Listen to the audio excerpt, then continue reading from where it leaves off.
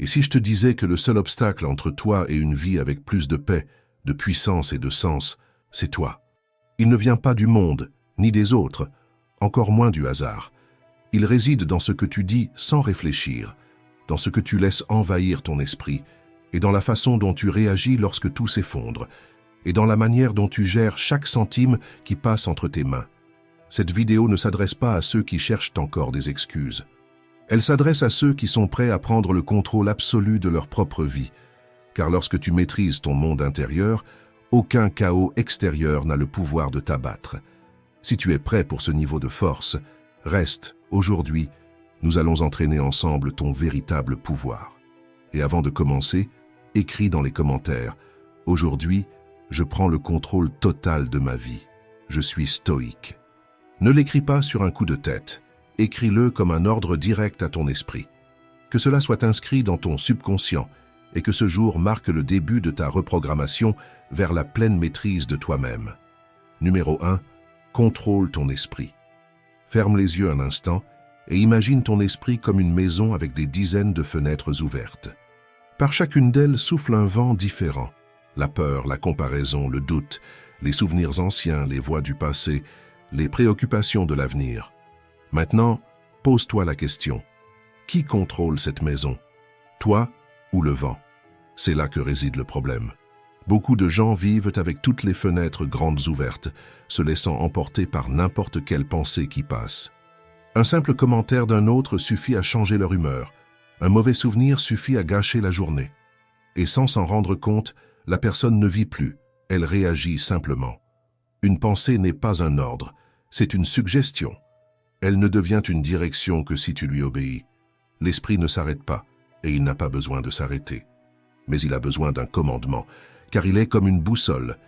S'il est déréglé, il te mène au mauvais endroit même quand tu crois suivre la bonne voie. Une lentille mentale déformée transforme une petite erreur en échec, une attente en rejet, un défi en catastrophe. C'est pourquoi le contrôle mental ne consiste pas à faire taire les pensées, mais à diriger la conversation. Tu peux entendre la voix du doute, mais tu n'as pas à la suivre. Tu peux ressentir la peur, mais tu n'as pas à te prosterner devant elle. Entraîner l'esprit, c'est comme dresser un animal sauvage.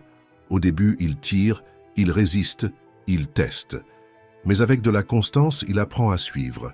Concrètement, cela signifie choisir ce que tu nourris. Tu ressens une pensée négative? Fais une pause, observe-la et questionne-la. Cette pensée me renforce-t-elle ou me limite-t-elle? Si elle te limite, remplace-la. Pas avec des phrases toutes faites de développement personnel, mais avec des vérités que tu as déjà éprouvées. J'ai déjà surmonté des tempêtes bien pires. Ceci est une pensée, pas une destinée. Ton cerveau réagit à ce que tu lui montres. Si tu l'entraînes à visualiser des solutions, il répond avec clarté. Si tu renforces seulement les problèmes, il répond avec des blocages. Tu veux un exercice simple? Chaque jour, réserve 2 minutes pour t'imaginer en train de surmonter quelque chose de difficile. Mais fais-le avec des détails, car ton cerveau ne fait pas la différence entre ce qui a été réel et ce qui a été répété. Il s'adapte au scénario que tu crées. Tu peux être l'auteur de tes pensées ou le personnage qui se perd à l'intérieur d'elles. Le choix t'appartient. Et pour ceux qui pensent que c'est abstrait, la réponse est « ça ne l'est pas ». C'est un entraînement, une focalisation, une liberté. Méditer, respirer profondément, s'observer, tout cela n'est pas une fuite de la réalité, c'est un retour au contrôle. Tu n'as pas besoin de combattre les pensées, tu dois seulement décider lesquelles méritent ton attention. Le reste, laisse-le passer comme une fumée qui ne s'attrape pas. Comme le dirait Épictète, ce qui importe, ce n'est pas ce qui t'arrive, mais comment tu réagis à ce qui t'arrive. L'esprit n'a pas besoin d'être un champ de bataille, il peut être un champ fertile, mais seulement si tu prends soin de ce que tu y sèmes. Les pensées sont des graines, et les idées des constructions. L'esprit est le terrain, qu'es-tu en train d'y cultiver? Si tu passes ton temps à te dire que tu ne vas pas y arriver, que tu n'es pas capable, que tu n'as pas de valeur, l'esprit le croit, et commence à agir comme si c'était vrai. Commence à changer le scénario, dis-toi des phrases qui soutiennent ta trajectoire. Aujourd'hui, je dirige mes pensées. Je suis le filtre, pas le flux. Et alors tu verras, quand l'esprit devient un allié, le monde cesse d'être un ennemi. Les critiques cessent de faire mal, Les obstacles deviennent de l'entraînement et les rejets se transforment en redirection. Tout change parce que tu as changé de l'intérieur. Au fond, contrôler ton esprit, c'est comme ajuster le gouvernail dans une mer agitée. Tu ne contrôles pas les vagues, mais si le gouvernail est solide, tu continues d'avancer. Et ce gouvernail, il est entre tes mains. Et si tu veux te diriger de plus en plus vers ce qui compte vraiment, abonne-toi à la chaîne, active les notifications et laisse ton like. 2. Contrôle ce que tu dis. Imagine que chaque mot qui sort de ta bouche se transforme en encre. Maintenant, imagine que cette encre ne tache pas seulement les autres, mais toi aussi. C'est exactement ce qui se passe chaque fois que tu parles sans réfléchir.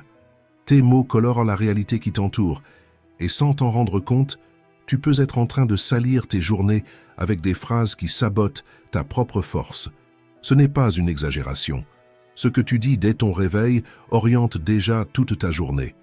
Dire « aujourd'hui va être un enfer » n'est pas juste une plainte, c'est un ordre. Ton esprit obéit, ton corps réagit et ton humeur s'incline. Et quand tu t'y attends le moins, la journée devient vraiment un enfer. Maintenant, remplace cette phrase par « aujourd'hui je vais faire de mon mieux, quoi qu'il en coûte ». Tu vois la différence. Un simple changement de mots change toute la trajectoire. Les mots sont des graines et tu récoltes exactement ce que tu sèmes. As-tu déjà été détruit par une critique mal placée? As-tu déjà eu ta journée sauvée par un compliment inattendu? Alors tu sais, les mots ne sont pas du vent. Ils restent, ils enflamment, ils coupent, ils guérissent, ils éveillent. Ils créent des souvenirs, façonnent des décisions et, une fois prononcés, ils ne reviennent plus. Parler est un pouvoir, et un pouvoir sans conscience devient destruction. Aujourd'hui, tout le monde veut commenter, donner son avis, répondre avant d'écouter. Dans un monde pareil, savoir se taire est devenu un super pouvoir, et savoir quoi dire et comment le dire est devenu un signe de sagesse. Chaque phrase que tu lâches est comme appuyer sur une gâchette, elle peut déclencher le chaos ou ouvrir un chemin. Combien de fois t'es-tu déjà repenti d'avoir parlé sous l'impulsion? Une phrase dite avec colère peut faire plus mal qu'une gifle, mais un mot dit avec amour peut dissoudre des blessures qui semblaient éternelles. Et voilà le point. Contrôler ce que tu dis, ce n'est pas te taire, c'est avoir une direction. Parler sans réfléchir, c'est comme conduire une voiture à grande vitesse dans le noir avec les phares éteints. Ce n'est qu'une question de temps avant de percuter quelque chose ou quelqu'un. Il y a des gens qui vivent en mode automatique, se plaignent par habitude, critiquent par réflexe et se sabotent avec des phrases comme « je suis comme ça »,« rien ne marche pour moi »,« je me trompe toujours là-dessus ». Ces phrases construisent un mur invisible, et celui qui vit derrière un mur ne grandit pas. Tu veux transformer ton estime de toi? Commence par la manière dont tu te parles à toi-même. Ton dialogue intérieur peut te relever ou t'enterrer. Il détermine si tu avances avec courage ou si tu restes figé par la peur. La bonne nouvelle? Ça s'entraîne. De la même manière qu'on entraîne le corps, tu peux entraîner ta bouche. Tu peux remplacer l'impulsion par l'intention, l'habitude par la conscience. En cas de doute, arrête-toi et demande-toi ce que je vais dire. Est-ce que ça aide ou ça nuit? Est-ce que ça construit ou ça blesse? Est-ce que ça sert à guérir ou seulement à faire mal? Parfois, le silence est plus fort que la meilleure réponse. D'autres fois, une parole juste est comme une clé. Elle ouvre des portes fermées depuis des années. Épictète disait « Nous avons 2 oreilles et une bouche pour écouter 2 fois plus que nous ne parlons. » Et il avait raison. Le sage n'a pas besoin de s'imposer avec des mots. Il parle quand il peut éclairer. Utilise ta voix comme un outil, pas comme une arme. Quand tu choisis de parler avec clarté, l'environnement change. Le respect que les autres ont pour toi grandit. La confusion diminue. Et surtout, tu deviens quelqu'un qui inspire. Non pas parce qu'il crie plus fort, mais parce qu'il parle avec l'âme. Alors, répète-toi cela chaque jour. Je choisis de parler avec intention. Je choisis d'utiliser ma voix pour créer. Parce que ce que tu dis au monde, et surtout à toi-même, a le pouvoir de façonner ce que tu es en train de devenir. 3. Contrôle ton état d'esprit. Pense à ton humeur comme au volant d'une voiture lancée à grande vitesse. Si tu perds le contrôle, chaque virage devient un accident. Mais si tu gardes les mains fermes, même sous la tempête, tu la traverses et tu en ressors plus fort. Tout le monde ressent de la colère, tout le monde est frustré et tout le monde a des jours où rien ne semble fonctionner. C'est humain. Mais vivre guidé par ses émotions, c'est comme laisser un enfant fatigué piloter un avion. Tu sais où ça mène? Au chaos. Ressentir est inévitable, être dominé est un choix. T'es-tu déjà trouvé dans une situation où tout semblait aller de travers et, malgré cela, tu as décidé de rester calme? Ce choix silencieux vaut plus que 1000 cris. Parce que quand tu refuses de couler avec le problème, c'est comme si tu disais à la vie « je reste aux commandes ». Imagine un matin difficile. Tu renverses ton café, tu es en retard, tu reçois une critique. Tout cela pourrait gâcher ta journée entière. Mais là, tu t'arrêtes, tu respires et tu choisis de ne pas porter ce poids. Tu réorganises ton énergie. Ce n'est pas de la passivité, c'est du pouvoir. Ton état d'esprit est comme le thermostat interne de ta vie. Le monde peut être glacé à l'extérieur, mais c'est toi qui choisis la température à l'intérieur. Et voici une vérité dérangeante. La plupart des gens remettent leur humeur entre les mains de n'importe qui. Un regard de travers, un message mal interprété, une mauvaise nouvelle, et voilà, ils s'effondrent. Mais qu'est-ce que cela révèle?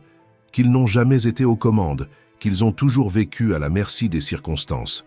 Ne sois pas comme ça, ne vis pas en réagissant, vis en choisissant.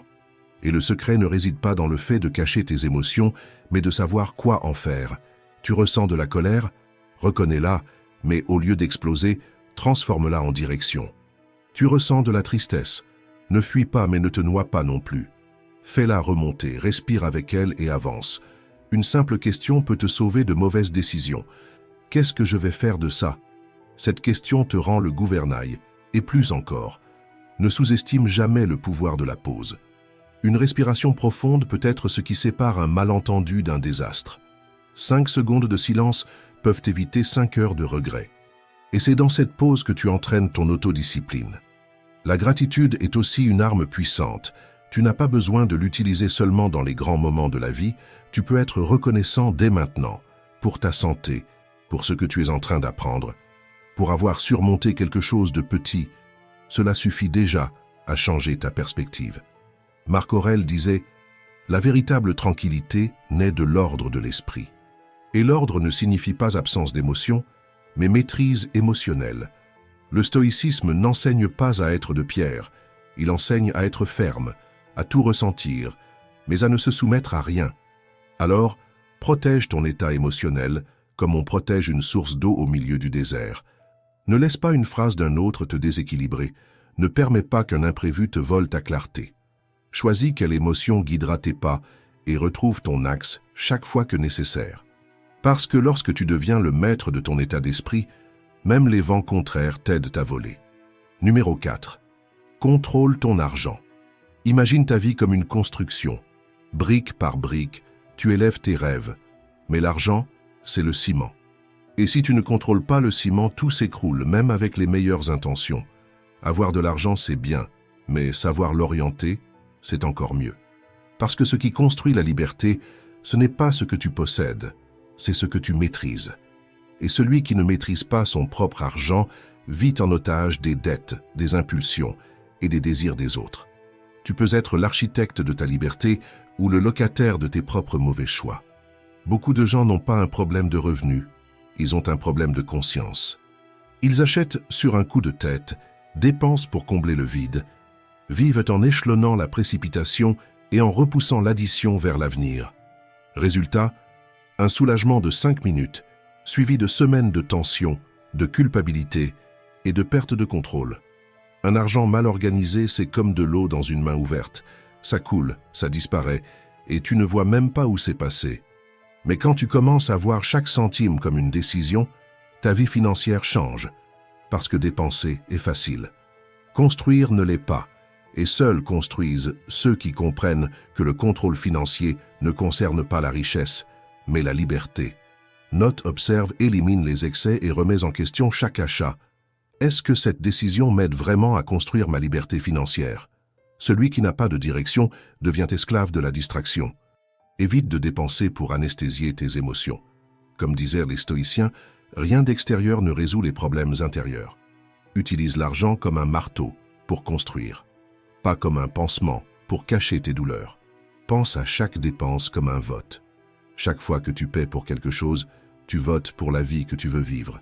Tu dis « je soutiens cela ». Et si tu dépenses juste pour paraître, tu votes pour une illusion. Ne vis pas pour impressionner ceux qui ne te regardent même pas. Vis pour honorer ce que tu apprécies réellement. Comme le disait Sénèque, le pauvre n'est pas celui qui a peu, mais celui qui n'est jamais satisfait. Le vrai contrôle, ce n'est pas fermer les yeux devant le désir, c'est les ouvrir et voir ce que ce désir essaie de remplacer. Tu n'as pas besoin des vêtements à la mode, tu as besoin d'estime de soi. Tu n'as pas besoin d'une voiture neuve, tu as besoin de clarté. Tu n'as pas besoin de t'endetter pour ton image. Tu as besoin d'alignement avec ce qui compte vraiment. La liberté financière ne concerne pas les chiffres. Elle concerne la cohérence. Commence petit, épargne peu, mais épargne avec discipline. Investis dans la connaissance, apprends à faire travailler l'argent pour toi. Et quand tu le peux, partage, parce qu'aider avec sagesse est aussi un signe d'abondance. Et un plan, et plus encore, aie le courage de le suivre. Parce que celui qui gouverne son propre argent, gouverne ses propres choix. Contrôler ton argent, c'est sortir du mode survivre et entrer dans le mode construire. Et quand tu maîtrises cela, un nouveau type de pouvoir naît, le pouvoir de dormir en paix, de vivre avec vérité, et le pouvoir de grandir sans te perdre. 5. Faites en sorte que votre esprit travaille pour vous. Imaginez vivre avec un conseiller à vos côtés, quelqu'un qui vous accompagne tout le temps, commande chacun de vos pas, vous donne des avis sans arrêt. Maintenant, réfléchissez. Si cette voix était à l'extérieur de votre tête, lui feriez-vous confiance? C'est votre esprit, toujours actif, toujours en train de donner son opinion. Mais la vraie question est-ce qu'il vous guide ou est-ce qu'il vous sabote? L'esprit est comme un GPS. Si vous n'actualisez pas la destination, il vous mènera toujours par les mêmes routes, y compris celles qui vous enfoncent. Et vous savez ce qu'il y a de pire? La majorité des gens vivent sans jamais le remettre en question. L'esprit commence à dire « tu n'y arriveras pas » et ils obéissent. Ils soufflent un « ça va encore mal se passer » et ils reculent. La pensée surgit et devient un ordre, mais il ne doit pas en être ainsi. Une pensée n'est pas une vérité, c'est une suggestion. Et une suggestion ne devient une loi que si vous l'acceptez. Observez comment une seule phrase intérieure peut transformer votre journée. Je suis un échec. Le corps se décourage, le regard s'alourdit, l'énergie se bloque.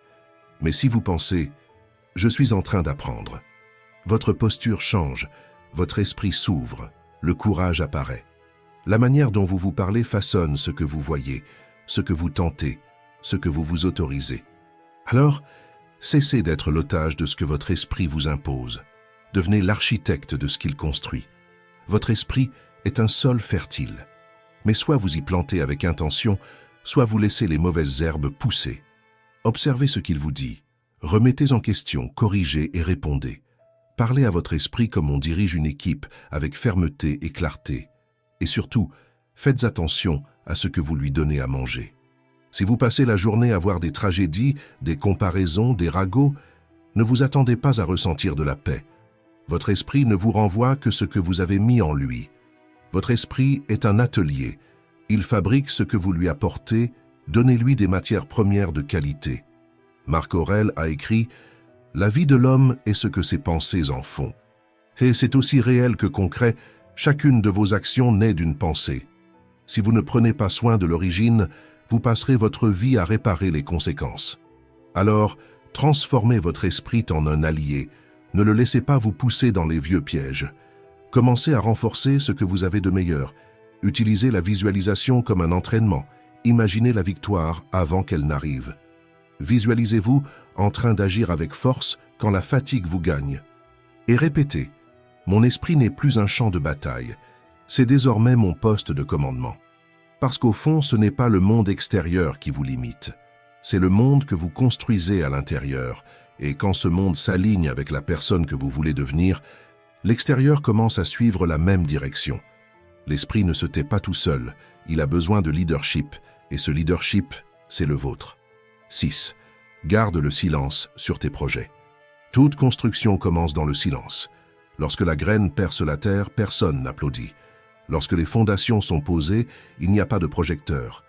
Mais c'est là, loin des regards, loin des voix, que naît la force qui soutient tout. Parler moins de tes projets n'est pas un signe de faiblesse, c'est une preuve de maturité, car chaque fois que tu annonces un objectif avant d'agir, tu te voles à toi-même l'énergie qui devrait être investie dans l'exécution. Tu échanges l'action contre la validation. Tu détournes ton attention du faire et tu plonges dans l'anxiété de être vu. Et le prix de cela est élevé. On perd le silence et avec lui, la clarté. As-tu déjà raconté quelque chose avec enthousiasme, reçu des compliments, puis perdu l'envie de continuer? Cela arrive parce que ton cerveau a déjà goûté à la récompense et il se relâche. L'urgence disparaît, la motivation s'affaiblit et l'objectif devient un simple discours au lieu d'une réalité en construction. De plus, quand tu parles trop, tu invites le monde à donner son avis sur quelque chose qui est encore fragile. Et le monde est pressé de juger, même sans rien comprendre de ton histoire. Quelqu'un va douter, un autre va se moquer. Certains vont te comparer à d'autres, te demander pourquoi tu n'y es pas encore arrivé, et même si tu te crois solide, cela commence à te ronger de l'intérieur. Une idée trop exposée devient une cible, un projet dévoilé trop tôt devient une distraction. Garder le silence est un acte de protection. C'est comme protéger une braise au début du feu, avant qu'elle ne devienne flamme. Le moindre vent peut l'éteindre. C'est pourquoi tu dois garder, travailler en silence, apprendre à planifier discrètement. Laisse le résultat parler, car il parle fort et clairement. Et plus important encore, il n'a pas besoin de se justifier. Ne gaspille pas ta force à vouloir convaincre, construis à la place. La véritable croissance a lieu pendant que tu te dédies, c'est dans le silence que tu alignes tes pensées, et c'est dans le calme que naît la discipline. Épictète disait « N'explique pas ta philosophie, vis-la ». Et Marc Aurèle ajoutait « Fais ce qui doit être fait, n'en parle pas ». Voilà la différence entre l'intention et la réalisation. Celui qui est vraiment engagé ne se laisse pas distraire par la scène. Alors, la prochaine fois qu'un objectif surgit, écris-le, visualise-le, prie si cela fait partie de ta foi. Mais ne l'expose pas. Ferme la porte et travaille avec concentration. Pendant que le monde parle, toi, tu construis. Et quand ce que tu construis sera prêt, il n'y aura pas besoin de légende. 7. Organise ton esprit comme on aiguise un outil. Imagine ton esprit comme un établi. Dessus, des outils éparpillés, pensées, souvenirs, émotions, doutes, espoirs. Tout est mélangé, tout est accessible, tout est confus. Maintenant, imagine essayer de construire quelque chose là-dedans, avec tout en désordre, sans savoir ce qui est utile, ce qui est un poids mort, ce qui doit être rangé et ce qui mérite d'être à portée de main. C'est ainsi que beaucoup de gens vivent, essayant d'agir avec clarté dans un espace intérieur envahi par le chaos. Tu te réveilles déjà avec un malaise, mais tu ne sais pas d'où il vient. Tu es irritable, fatigué, déconnecté. Et tu passes toute la journée à réagir au monde, sans jamais t'arrêter pour comprendre ce qui est en désordre à l'intérieur. Une émotion non identifiée devient un comportement incontrôlé. C'est pourquoi apprendre à organiser ses états intérieurs est plus qu'un soin de soi. C'est une stratégie de survie émotionnelle. C'est comme nettoyer ses lunettes avant de prendre une décision. Tu vois plus clairement, tu agis avec plus de précision et tu réponds avec plus de vérité. Tu es impatient? Arrête-toi et observe. Est-ce de la précipitation ou de la frustration? Tu es démotivé? Est-ce vraiment le cas ou simplement un épuisement physique? Tu es en colère contre quelqu'un ou déçu par une attente non satisfaite? Quand tu commences à nommer ce que tu ressens, tu commences déjà à guérir. La clarté émotionnelle, c'est du pouvoir. Celui qui comprend ce qu'il ressent ne devient pas esclave de ses propres émotions. Et voici la clé. Organiser l'esprit, ce n'est pas réprimer. C'est donner à chaque chose sa juste place. Tout comme un atelier a besoin que chaque outil soit bien rangé pour fonctionner, ton esprit a besoin de structure pour opérer avec légèreté. Un esprit en désordre transforme de petits problèmes en catastrophes. Un esprit ordonné, lui, peut traverser une journée difficile sans perdre son centre, et cela se construit. À la fin de chaque journée, fais un balayage mental. Demande-toi, qu'est-ce qui m'a le plus affecté aujourd'hui? Quelle pensée s'est répétée sans cesse? Qu'ai-je laissé passer que j'aurais dû affronter? Et qu'est-ce que je porte inutilement, que j'aurais déjà dû lâcher? Cette simple habitude apporte une forme de lucidité que la majorité des gens ne connaîtra jamais. Marc Aurèle faisait cela par l'écriture. Il utilisait les mots pour mettre de l'ordre dans le chaos, non pas parce qu'il était faible, mais parce qu'il savait que le leadership commence dans l'esprit. Organiser son esprit, c'est exercer un leadership sur soi-même. Quand tu fais cela régulièrement, tu commences à repérer des schémas. Tu identifies ce qui t'active, ce qui te vide, ce qui t'inspire, et tu commences à distinguer ce qui t'appartient de ce que tu as absorbé des autres. Et peu à peu, tu élimines l'excès, tu réduis le bruit, tu retrouves la concentration. Ton esprit est comme un champ fertile. Si tu n'en prends pas soin, les mauvaises herbes envahissent tout. Mais si tu le cultives, la clarté germe. Alors, traite ton esprit comme on prend soin de quelque chose de sacré. Ne le laisse pas en pilote automatique. Donne-lui de l'attention, une direction et de l'espace pour respirer. Et tu verras que lorsque ton monde intérieur est en ordre, le monde extérieur cesse d'être une menace. 8. Entraîne-toi à répondre et non à réagir. Imagine que chaque situation difficile de ta journée est une étincelle. Si tu y jettes du bois, cela devient un incendie, mais si tu y jettes de la présence, cela devient un apprentissage. Tous les jours, le monde va te provoquer. Quelqu'un t'interrompt, un plan prend du retard, un mot te transperce comme une lame. Et à ce moment-là, tu as un choix. Agir sous le coup de l'émotion ou agir avec clarté. Réagir, c'est comme frapper dans l'eau, ça fait du bruit, mais ça ne résout rien. C'est quand l'émotion prend le dessus, que la respiration se raccourcit et qu'avant même que tu t'en rendes compte, tu as déjà parlé, déjà décidé, déjà attaqué. Ensuite, la poussière retombe et le regret arrive, car la réaction est toujours immédiate, mais rarement sage. Répondre, c'est le contraire. C'est le pouvoir de mettre un frein entre ce qui se passe et ce que tu choisis d'en faire. Il s'est passé quelque chose? Ne te jette pas dedans. Arrête-toi. Respire. Demande-toi. Cela mérite-t-il mon énergie? Est-ce aligné avec la personne que je veux devenir? Cette micro-pause est en réalité l'un des plus grands signes d'évolution émotionnelle. Elle évite les ruptures, dissipe les tensions, protège les relations et surtout te protège de toi-même. Répondre, c'est l'art de tout ressentir, mais d'agir avec lucidité. Tu n'as pas besoin de faire semblant de ne pas être en colère, mais tu peux décider de ce que tu vas faire de cette colère. Tu peux crier, ou tu peux la transformer en fermeté. Tu peux attaquer, ou tu peux en faire une limite claire. Tu peux tout casser, ou tu peux transformer ça en un point final dit avec respect. La maturité, ce n'est pas l'absence d'émotion, c'est la maîtrise de l'émotion. Et cette maîtrise, ça s'apprend. Au début, tu vas échouer. Tu vas réagir sans réfléchir. Mais chaque fois que tu retiens ton impulsivité, tu renforces un muscle qui vaut de l'or, celui de l'autogestion. Et ce muscle-là va t'épargner des conflits qui ne méritent pas ton nom, des blessures qui auraient pu être évitées, des décisions qui laisseraient des cicatrices. Sénèque disait « Le plus grand pouvoir est de garder son calme face à ce que l'on ne contrôle pas. » Et Marc Aurèle rappelait « Tu as toujours le pouvoir sur ton esprit, cela suffit. Celui qui répond avec conscience construit la paix. Celui qui réagit sans filtre sème le chaos. Alors commence à t'observer, non comme quelqu'un qui se blâme, mais comme quelqu'un qui veut évoluer. Combien de fois aujourd'hui as-tu respiré avant de répondre? Combien de fois as-tu laissé le silence parler pour toi? Combien de fois as-tu transformé une colère en fermeté au lieu de destruction? Ces petits choix sont des révolutions, car au fond, la vraie liberté, ce n'est pas faire tout ce que l'on a envie de faire, c'est savoir maîtriser ce qui se passe à l'intérieur. Et celui qui sait se gouverner de l'intérieur ne se brise pas à cause de ce qui se passe à l'extérieur. 9. Rééduquer la voix qui vit en vous. Imaginez ceci.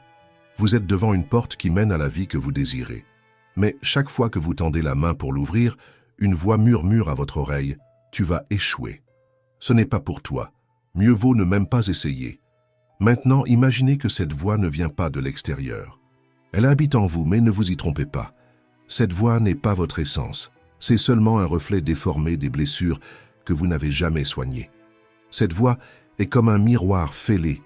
Elle vous montre, mais de façon fragmentée. Elle s'est formée au fil du temps, avec les critiques que vous avez entendues et encaissées, avec les comparaisons que vous avez crues, avec les échecs que vous avez transformés en identité. Et le problème, c'est que plus vous l'écoutez, plus elle devient forte, jusqu'au point où elle n'a même plus besoin de vous convaincre parce que vous avez déjà commencé à douter par vous-même. Mais voici un rappel qui change tout. Ce n'est pas parce qu'une pensée semble familière qu'elle est vraie. Commencez à remarquer quand cette voix surgit. Elle vient quand vous pensez à faire quelque chose de nouveau, quand vous décidez de vous affirmer, quand vous essayez de changer une habitude. Elle apparaît toujours au tournant qui mène à la croissance, parce que son rôle est unique. Vous maintenir dans une zone de confort, même si cette zone vous étouffe. Et c'est pour cela que vous devez défier cette voix, pas avec colère, mais avec lucidité. Et en identifiant qu'il ne s'agit que de la peur déguisée en logique, changez le scénario. Dites-vous, avec fermeté, « Je ne suis pas cette pensée, je suis la conscience qui choisit ce en quoi croire. » Faites un pas, même tremblant. Parce que chaque pas dans la direction opposée au doute est un coup porté au vieux programme. C'est comme sortir d'un labyrinthe, non pas en courant, mais en avançant consciemment vers la sortie. Votre esprit peut ressembler à une maison mal éclairée, la voix négative et l'écho qui habitent les pièces sombres. Mais il suffit d'allumer la lumière de l'attention pour voir qu'il n'y a pas de vérité là-dedans, seulement de la répétition. Le doute vous paralyse quand vous oubliez qui est aux commandes. Et c'est vous, ça l'a toujours été. Il suffit de s'en souvenir. Comme disait Marc Aurèle, l'âme devient ce qu'elle contemple. Si vous contemplez la faiblesse, vous devenez fragile. Si vous contemplez le courage, vous commencez à agir avec fermeté. Entraînez votre esprit à être votre allié, et il vous mènera plus loin que n'importe quelle motivation extérieure. 10.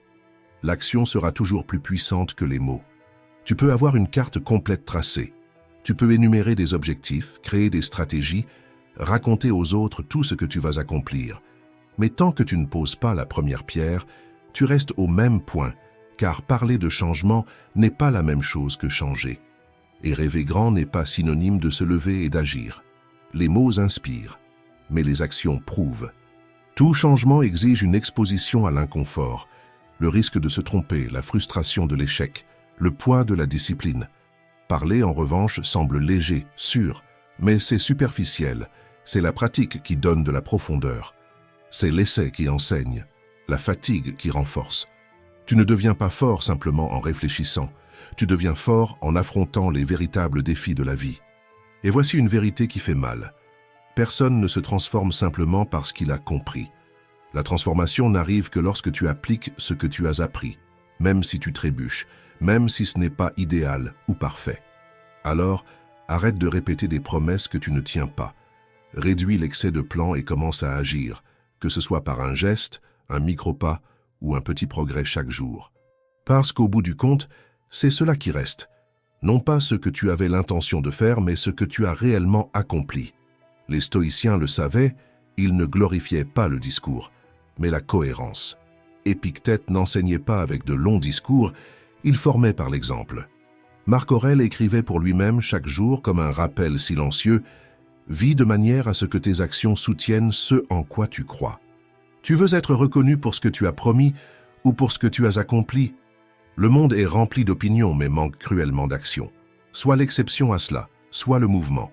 Montre par ton attitude ce que 1000 mots ne sauraient le prouver. Et si quelqu'un doute, ne réponds pas, continue simplement. Le résultat sera ta réponse. Parce qu'au final, le respect vient de ceux qui agissent, la croissance vient de ceux qui persévèrent. Et la véritable transformation vient de ceux qui passent à l'action. 11. Crois en ta capacité à surmonter n'importe quoi. Pense à un arbre tordu au sommet d'une montagne, le vent souffle fort et la pluie peut être impitoyable. Mais, malgré tout, il reste debout, car ses racines ne sont pas en surface, elles sont ancrées en profondeur. Toi aussi, tu es comme ça. Peut-être que tu l'as oublié, ou peut-être que tu en as douté. Mais ta véritable force ne réside pas dans ce que les autres voient, elle est dans ce que tu portes à l'intérieur.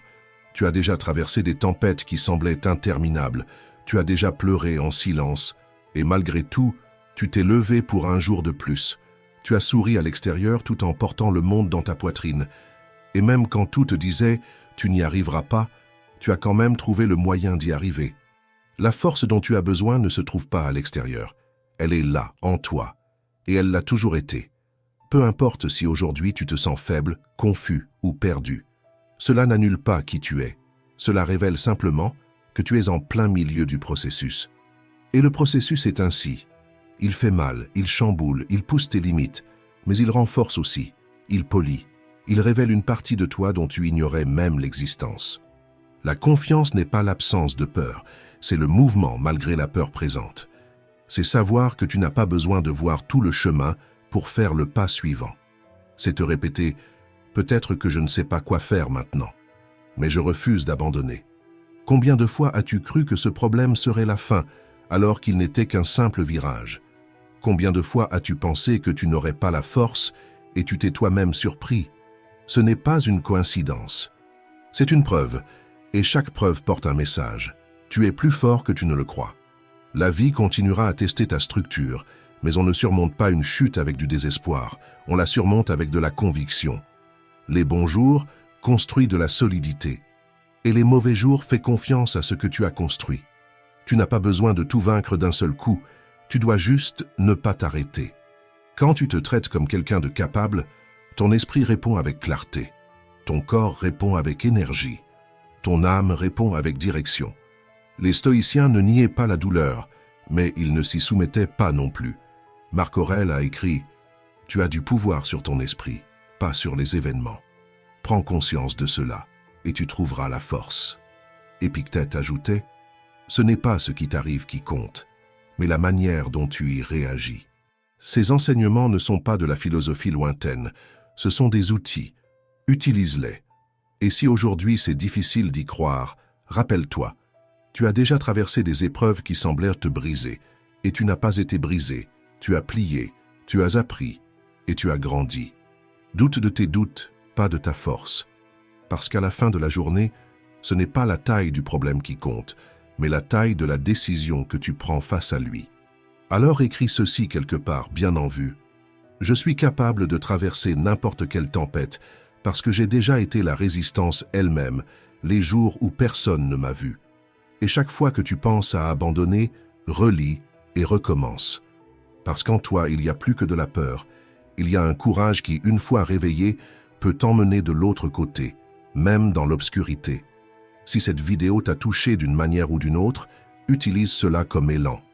La croissance personnelle commence ainsi, par un choix. Et aujourd'hui, tu as choisi d'écouter. Maintenant, laisse ton empreinte. Commente ici en bas, courage stoïque, et montre que tu es engagé dans ton évolution.